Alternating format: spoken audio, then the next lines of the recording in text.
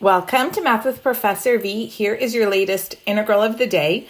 I'm pretty sure I've done this one before, but it's just a classic. And if you're in Calculus 2 right now, this is definitely an improper integral you should know how to do for your final exam. Also, very quickly, I have some exciting news about my online courses at professorvmath.com, but I'll tell you more about that at the end. So let's get into it. First things first, you want to rewrite the integral, which is improper because notice this upper limit of integration is infinity as a limit. So we're going to rewrite it as the limit as t approaches infinity of the integral 0 to t e to the negative square root of x dx. Okay, from here we're going to do a U-substitution and then we're going to need to integrate by parts. So I'll walk you through the process. You could do negative square root of x. I'm just going to do square root of x. And then that means u squared is equal to x. So 2u du is equal to dx. We also have to change our limits of integration. So these limits right here, 0 and t, those limits belong to the variable of the integral right now, which is x. We have to change them. So u of 0 would be square root of 0. That's still 0. And then u of t is rad t. So those are our new limits. So here we go. We've got the limit. T approaches infinity, and then the integral is going to go from 0 to the square root of t. Then I have e to the negative u, and then instead of du, we've got instead of dx, we have 2u du. How are we doing so far? Okay, good. And you might say, Professor V, it's not looking any better. No, but it is, because now we can use integration by parts. Right? We have the product of a polynomial function, not a very exciting one, but it is a polynomial, and an exponential function. I'm just going to do the tabular method because it's just far superior in these situations. When you have a polynomial times a trig or exponential function, tabular is just beautiful. So you put whatever you're differentiating in the first column, whatever you would choose u to be, and differentiate until you get 0.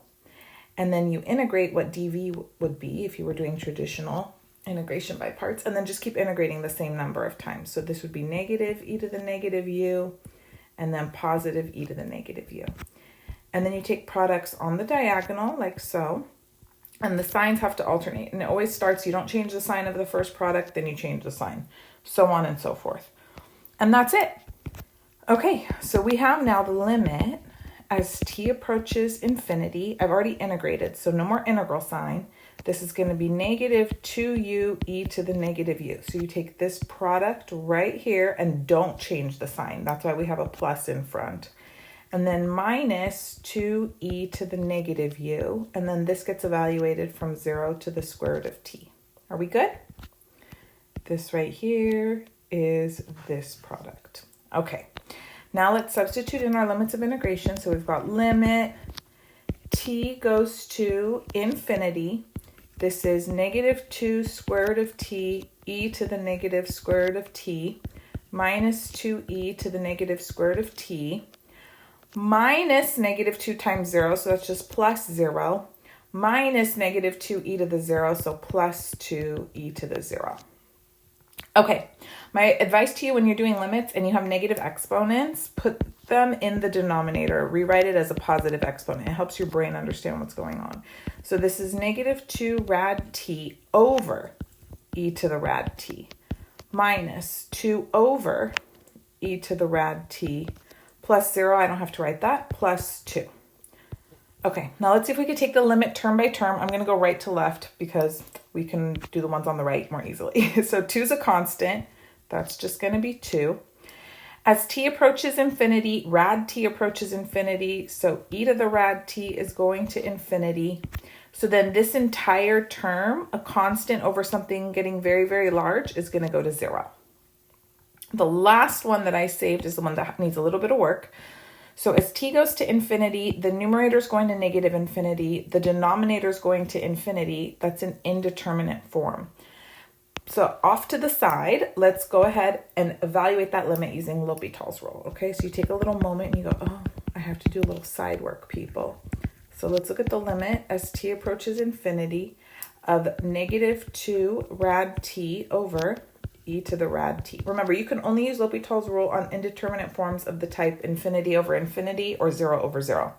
it doesn't matter that the numerator is going to negative infinity instead of positive infinity. It just means getting big is getting big in this case. Okay, so we're allowed. Let's go ahead and use L'Hopital's rule. So we're going to differentiate the numerator and denominator separately. It's like the illegal quotient rule. So leave that -2 there. Then this is 1 over 2 rad t. That's the derivative of rad t. And then derivative of e to the rad t, it's just going to be e to the rad t times 1 over 2 rad t. And then this will cancel, this will cancel.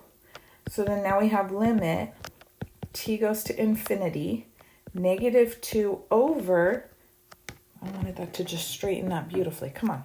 Yes, e to the rad t. So as t goes to infinity, now we're in the same situation as that other term. So this denominator is going to infinity. I have a constant in the top. So this term is approaching 0. Very good. So then now you can come back to this original limit here and say, oh, okay, so now we know this indeed goes to 0. Perfect. So then what are we left with? 0 minus 0 plus 2. The limit is just 2. And what would we say? This improper integral converges or is convergent, whatever. And we're done. Wow, beautiful. Did you get it correct?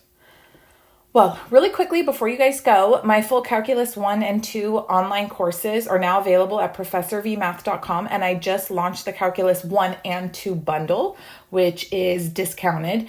And then Differential Equations, Calculus 3, and Precalc are all coming this summer, so stay tuned.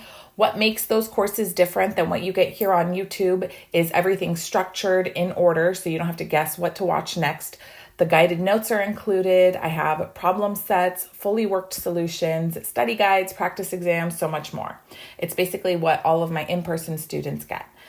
And thank you guys so much for your support. Don't forget to give the video a thumbs up, subscribe if you haven't already. You can also follow me on Instagram, TikTok, Math with Professor V. I'll be back sooner than later. Bye, guys.